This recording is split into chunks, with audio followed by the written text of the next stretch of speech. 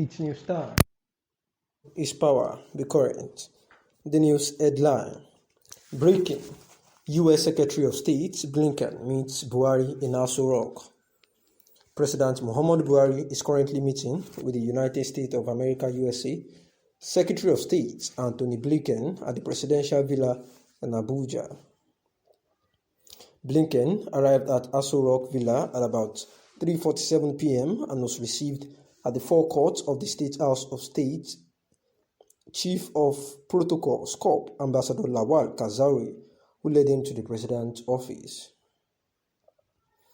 After the meeting with Buhari, the Secretary of State will proceed to the office of the Vice President, Professor Yemi Oshibanjo, where they will sign some agreement between Nigeria and the U.S.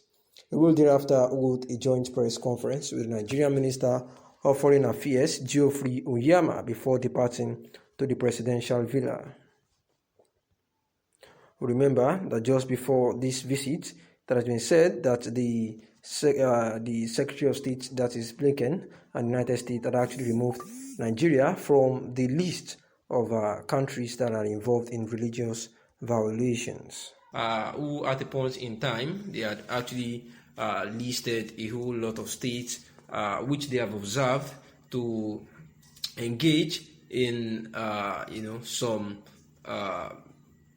in tampering with the fundamental human rights to freedom of religious or belief, and of which they have accused these states of trying to stampede on the people's freedom to the kind of religion they want to key into, and therefore they had actually placed a whole lot of countries on the list of which they'll be watching to see if they are going to involve themselves in religious violations, and therefore Nigeria was said to be on this list as a 2020, but in 2021 upgraded list, it was noted that the country, Nigeria, was not on the watch list as it was, and the administration of the United States says that they are committed to supporting every individual's right to freedom of religion or belief, including by combating and confronting violators of the abusers of this religious freedom right. Secretary of the States, Anthony J. Blinken, requesting that the United States should hold the government accountable for different acts of terrorism in the country. The United Kingdom is an excellent example of a country that took measures years ago to tackle the fraudulent votes of politicians, many of whom have banned from politics for a period of life, he said, and we need those measurements here because I am humble and firmly believe that major political actors involved in electoral fraud and who have been convicted must be excluded from any political participation for a long time. The biggest challenge facing political system in many places is impunity for key political actors, and these were the words of an Akwa Ibom election commissioner, Mike Egini, who said that the politicians involved in election fraud should be banned from participating in politics, claiming that such measures have once been taken in the United Kingdom. The group Gates has said that some ministers of the President Muhammadu Buhari regime are actually part of those that are sponsoring terrorism, but have used their office or are using their office to get impunity and to run away from justice. And therefore, he said that the government officials are just using the shell of their office as haven, transit, and base of operations for terrorist activities.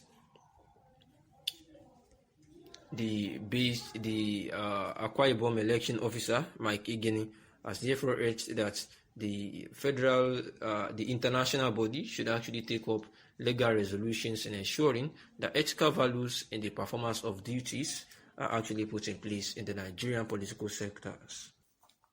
The Attorney General of the Federation, who spoke in Abuja yesterday, said that the issue of pardon was not limited to repentant Boko Haram members, but could be extended to deserving cases.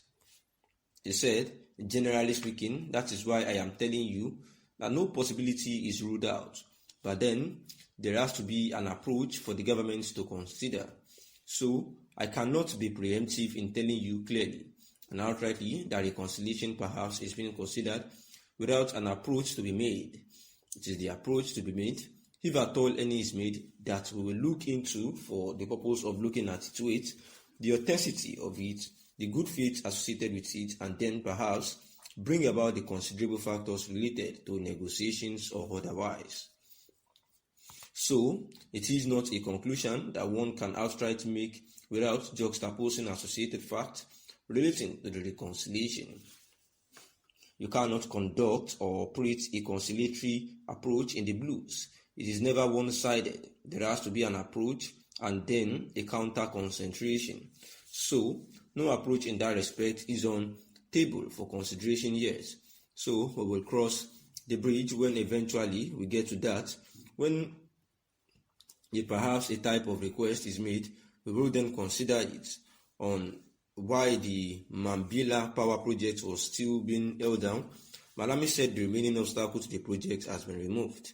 He said the arbitration commenced against Nigeria by Sunrise Power Transmission Company of Nigeria Limited has been discontinued.